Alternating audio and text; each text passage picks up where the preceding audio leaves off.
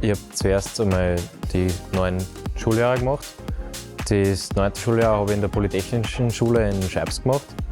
Und dann war ich eigentlich schnuppern bei der Welser Profile.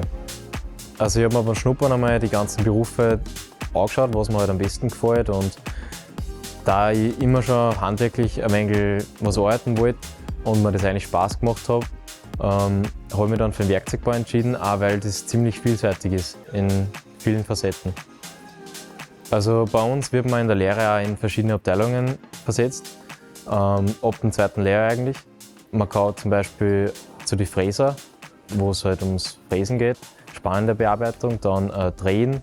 Man kommt auch in den Werkzeugbau, wo es zum Aufbau von Stanzwerkzeugen geht oder Biegewerkzeuge, Prägewerkzeuge. Außerdem kommt man zum Pressenservice und zum Werkzeugservice, wo man dann im Produktbereich eigentlich tätig ist und Werkzeuge zum Beispiel nicht wie der Werkzeugbau zusammenbaut, neu, sondern serviciert. Das heißt zerlegen und dann reinigen oder austauschen und wieder zusammenbauen. Mit dem, was ich viel zu tun habe, ist auf jeden Fall Flächenschleifen. Das heißt eine Ebene auf Mühe genau abtragen und das sehr genau wird auf jeden Fall, weil das hat alles natürlich Einflüsse auf das Produkt, auf das Endprodukt. Ein Mühe ist ein Tausendstel Millimeter. Am allerliebsten tue ich eigentlich Werkzeuge servicieren und reinigen. Das heißt eigentlich, die Werkzeuge, die zu uns kommen, sind meistens von der Produktion verschmutzt und mit Öl oder Spänen beschmutzt und wir dann wieder zerlegen, reinigen, manche Teile, Komponenten austauschen gegen andere, wenn es bei einer anderen Produktion eingesetzt wird, ja, und dann wieder zusammenbauen.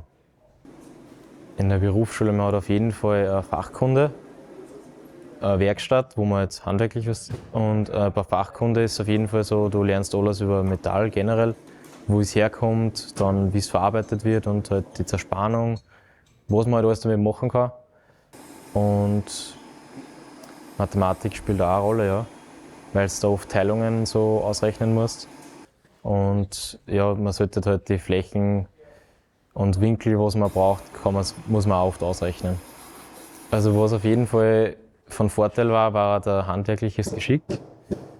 Auf jeden Fall ein Durchhaltevermögen, weil es kann oft schon sehr zehrend sein, wenn irgendwas nicht gleich auf den ersten Moment funktioniert und dann man viele Optionen durchgehen muss und schauen muss, ja, an was kann es liegen und dann ja, das doch länger dauern könnte.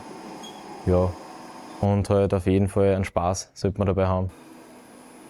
Ja, man kann auf jeden Fall einen Werksmeister machen und man kann sich dadurch immer wieder aufarbeiten zum Schichtleiter und dann irgendwann einmal Abteilungsleiter und ja, man hat schon viele Möglichkeiten. Vor allem die Firma unterstützt das auch. Also wenn man einen Werksmeister machen will, dann unterstützt die Firma dabei. Also bei uns in der Firma gibt es einen Englischkurs, den macht man im 1. Lehrjahr. Der soll da auch helfen, damit dass du, falls du mal nach Amerika kommst, vielleicht oder die Möglichkeit hast, nach Amerika zu fliegen, verständigen kannst und halt im Metallbereich die wichtigsten Sachen, zum Beispiel Werkzeuge oder ja, dass du halt verständigen kannst. Das wird auch sehr unterstützt in unserer Firma, dass man bei einem Lehrlingswettbewerb dabei ist, dass man bei einem Industrie 4.0, wo mehrere Berufe zusammenarbeiten und halt dann auch einen funktionierenden Prozess zum Laufen bringen müssen. Und ja, das war sehr cool. Das hat mir Spaß gemacht.